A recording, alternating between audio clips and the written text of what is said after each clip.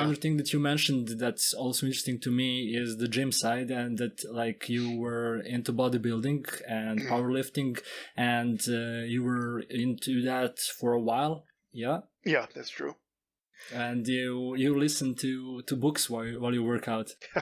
Yeah, I do that nowadays. It's like I used to listen to creepypastas or just some music.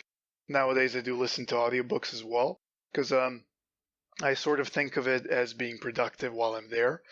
I'm not big into bodybuilding anymore. I have kind of given up on that. I just work out just to be healthy these days. Just to have some stamina and strength and so on, but I don't work out for the body, and that's a good thing, because that's also one interesting story that happened. The reason why I started writing in the first place was because I had a bodybuilding injury.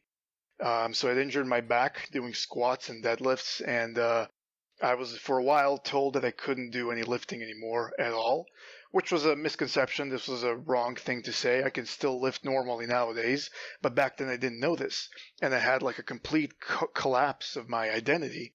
And I started to think, what can I do next? Because back then I identified as being a bodybuilder. That was my whole identity, And I thought, like, what am I going to do next? And it took me a long time, but I started writing. That's when I started actually writing, and I got into it, and that's where I, kind of found my calling, so to say.